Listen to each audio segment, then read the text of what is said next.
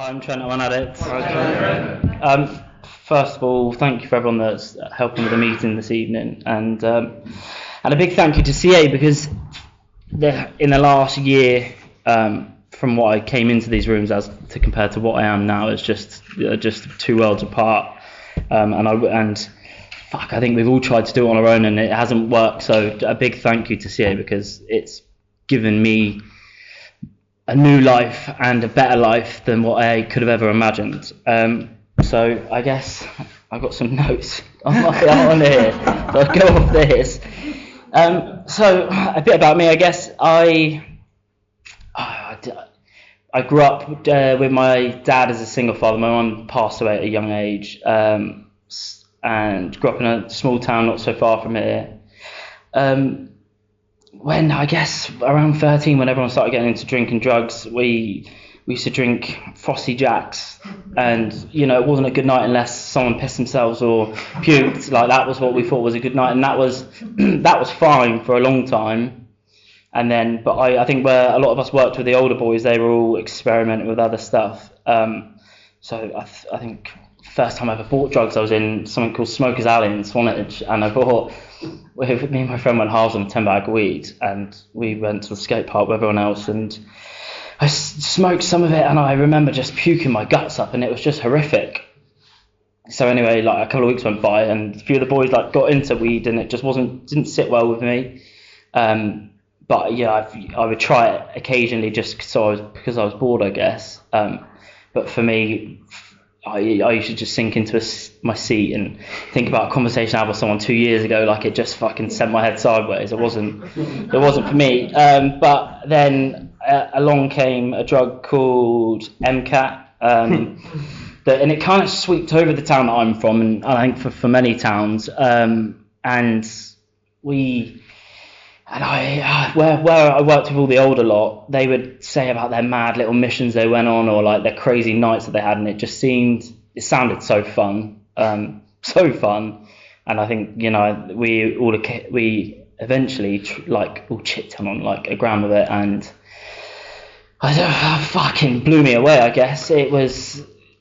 I'd be able to tell you the whole night start to finish, and then for the next 6 months after that, because it was all we kind of did, like walking around the streets, because we couldn't be doing it in anyone's houses. We were just kids, and we would like sniffing little bin lids and like down alleyways. It's just fucking nuts when you think back at it. But they were like, shouldn't say it, they were some of the best times I ever had, and like that for me, drug using. Like, that's the good times I remember. They're the good times I guess I chased later on down the line. I liked it because you'd go on random missions and you'd have heart-to-hearts with people you probably wouldn't normally have heart-to-hearts with, and it was just I don't know, fuck it, I just enjoyed it. But like, what was different for me from the rest of the boys, which I didn't really gather until maybe later on, is like, I'm not doing a bump of it, I'm not doing a line of it, I'm getting fucked up. Like, I'm not doing it half-heartedly. I wanted to take it to the extreme. So that was that for a couple of years. And with the small town that I was from, if I was with one group of friends and they were calling it a night, I would be able to find another group of friends pretty easily that were carrying it on, and I would just go from friendship group to friendship group, just chasing the high, I guess. And that was that until that kind of fizzled out, and I found cocaine maybe 17, and that's kind of been my poison. With cocaine, what I can see now is I hid maybe my addiction, because at the age of 18 through to maybe 21, all the lads were doing it, and you could get away with going on benders and being in people's kitchens, because it was not the norm, because it's not the norm if you weren't in this room, and like, that's not normal to go and fucking sit around someone's kitchen, don't know, fucking just talking about business plans that that never saw the light of day. But so for a long time I kind of got away with my using, because it was normality, and everyone kind of, I say everyone, I use that word so loosely, because it was everyone that like, well, it's everyone that I hung around with anyway. Like all the boys, it was, if you're going out, you're getting on it. But I guess moving forward, I couldn't go out without it. And then I would find myself, if there was no kitchen to go back with everyone else, then I would have to make sure I had some at the end of the night to go home with. And that escalated severely. And it's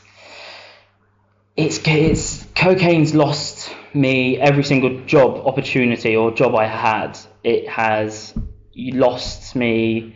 It didn't matter if it was the busiest day at work, or you knew you really needed to turn up that day.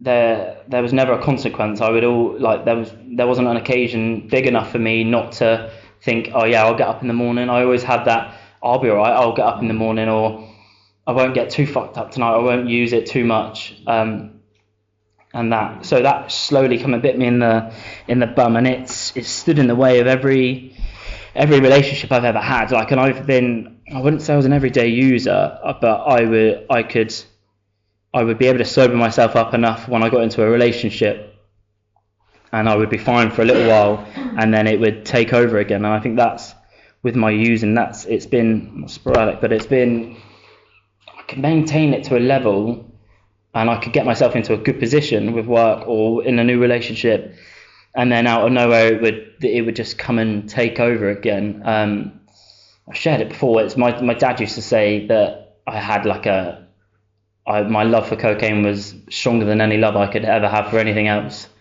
And in some ways, I guess it's right. It would all, it's something that I would always turn to. It didn't matter if I'd use cocaine if I was in a good mood, a bad mood, anxious, happy, sad, it didn't matter. Like, cocaine would help.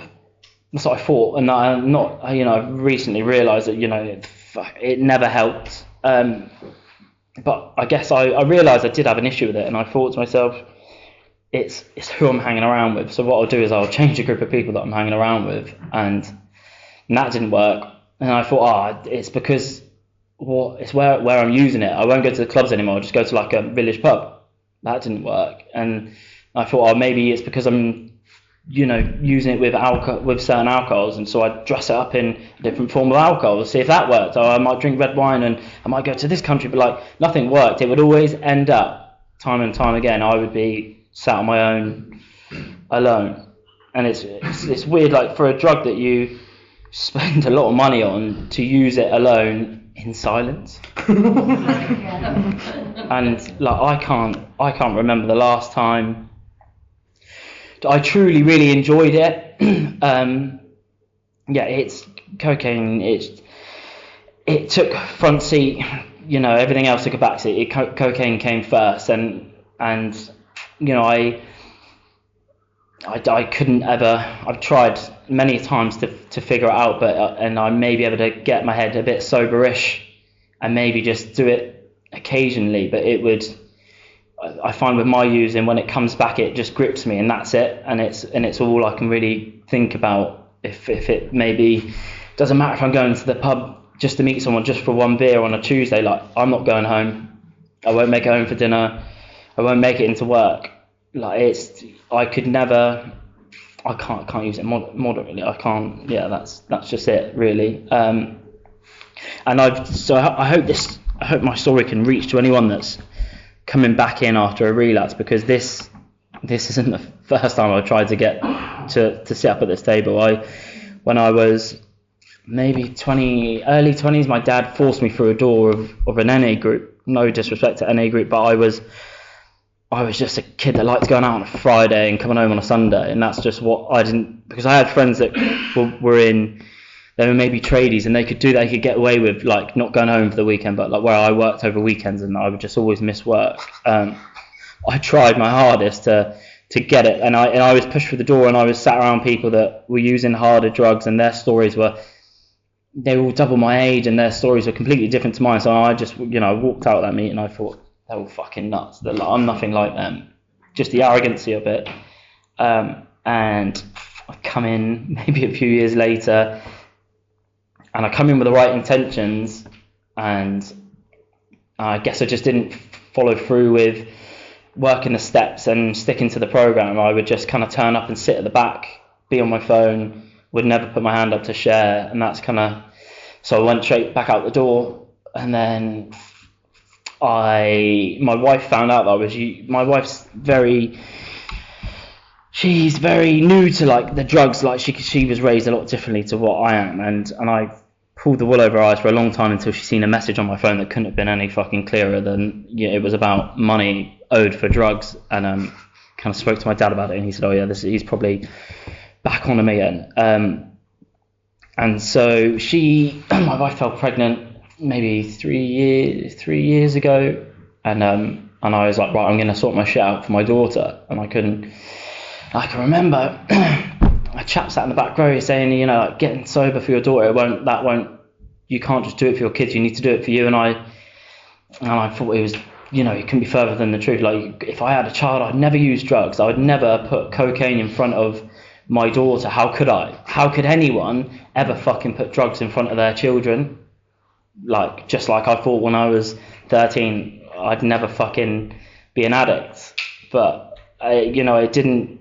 I tried, and I did really try, and I went through the work, and I did everything that was set out in front of me. But I went and worked away shortly after the baby was born. And there's only, if you're not working a program and you're not keeping check with your sponsor, there's only so many times after a long day at work, and you're working away, you're in digs in some travel lodge, and everyone's going to the bar to get a nice cold cellar, and there's only so many times if you don't work the steps and you don't have your guard up at all times, like, you can say no as many times as you want, but if you haven't got a guard up, it's just, you're gonna relapse. And that happened for me, and I didn't never come back in, and then life kind of got carried away, and that was that for a little while.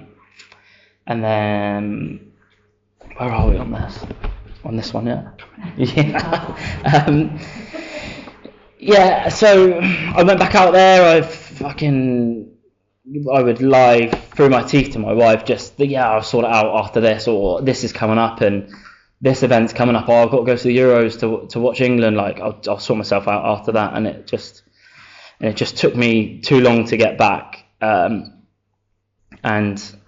And the last time I used drugs, just over a year ago, I remember it so clearly. It's bizarre. I drove past where I pick it up from, because I used to order it from Bournemouth, so I could never get it anywhere near my house. So I'd have to drive 19 minutes in whatever state I was in, at whatever hour it was, to go and pick it up.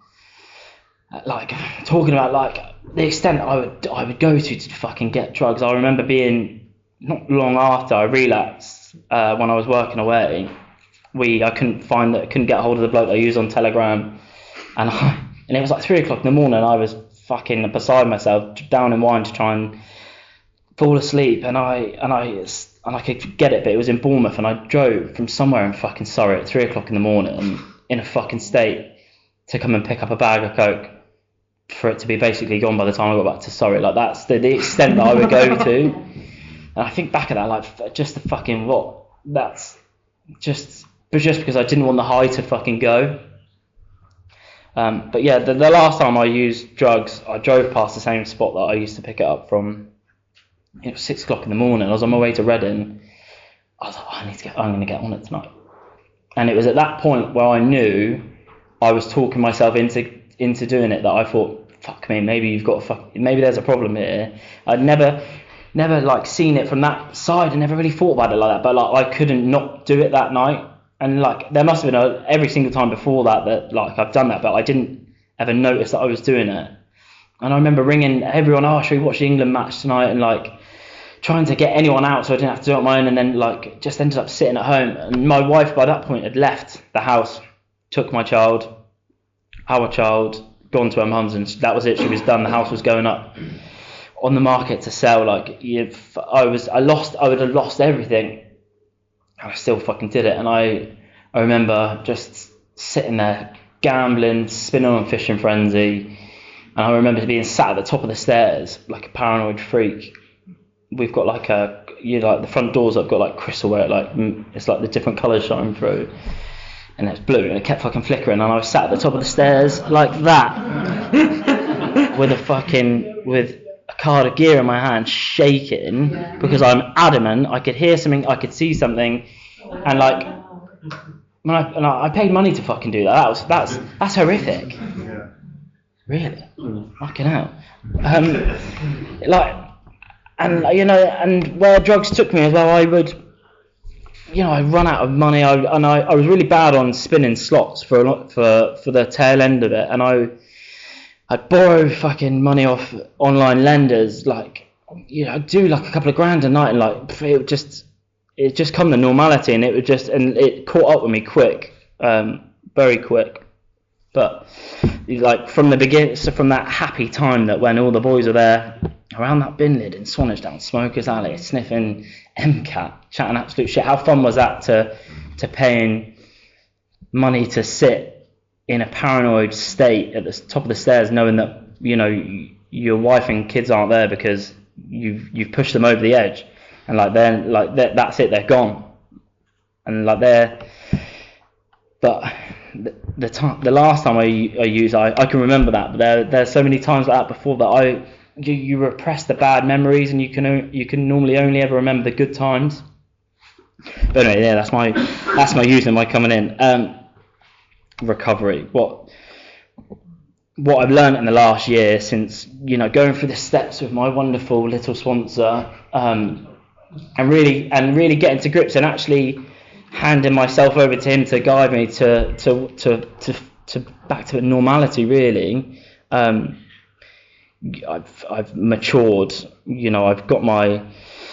Not only have I got my wife back, and the house didn't get put on the market, I've built a better life than I ever thought I could have, and I've given my wife back her mental state. Like I could lie through my teeth. I could lie so much I would believe my lies, and that's the scary thing. I don't think you realise until you stop and you're out the other side, like the damage that you've caused, and the impact that it has, and the knock-on effect to your partners, fathers, mothers, sisters, brothers.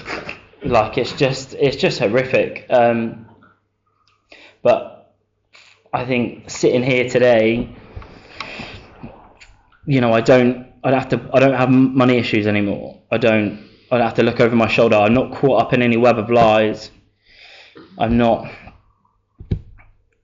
fucking scared for tomorrow. I'm excited for life. I think you get more than you ever had in the beginning, and you figure out a bit about yourself, where, you know, what do you actually really want out of life, and like who you want around you. Like I've got friends now that I've had since we were in first school that, you know, they'd happily sit and have a beer with me. And then I've got other friends that they're so supportive. I think this gives you the knowledge and the know-how to weed through and know what you want around you and who you want around you.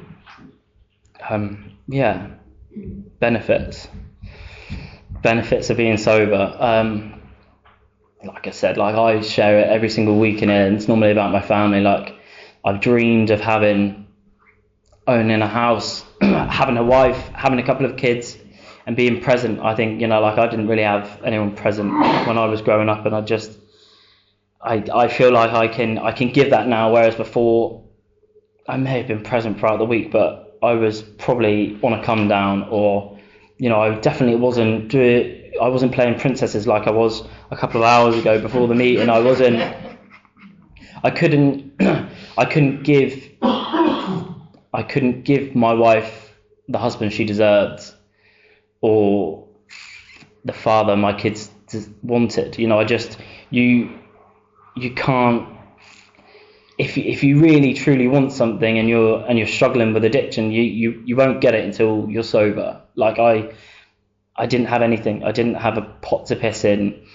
I was a fucking daydreamer. Like I'm still a daydreamer now, but if I needed to, or if I wanted to, I could get what I want to get out of life. Whereas before, I didn't have a hope. I couldn't stick to anything. But I don't know. I will wrap it up here. I think I'm waffling. I don't remember what I've just said for the last 20 minutes. Like if you're struggling with relapsing, like just keep coming back and keep trying. Just switch it up. And if you're here for someone else and you're just doing it for just to shut the missus up, or you need to be here for you. That's what I found, because I come in and out of these rooms for other people, and until I wanted it for me, it didn't work. You just need to have a bit of faith in what your sponsor's trying to guide you through, because it's daunting. It is really daunting, and it's hard at first when you first get sober. Like, life happens, like your bills that you were dodging, or everything you buried your head in the sand, like it comes out. Like it's only hard at the beginning, and it does get easier. And I know that may seem far-fetched to anyone that's fresh in, because I remember listening to people saying, oh, just stick at it, it gets easier. But it does work, and you just need to if you've had enough, just fucking stick around and find a good sponsor, find a great home group like this, and just take some guidance from someone, because I'm here because he was guided by someone else. It was guided by someone else. We're just here to guide you, to give you what we have, because the thought of being that stumbling mess that I was when I sat over in that corner when I first coming over with my head to the floor, like, I'd never want to be that again, and I would help anyone that didn't want to be in that position. Yeah, I'll leave it there, I think. Thanks.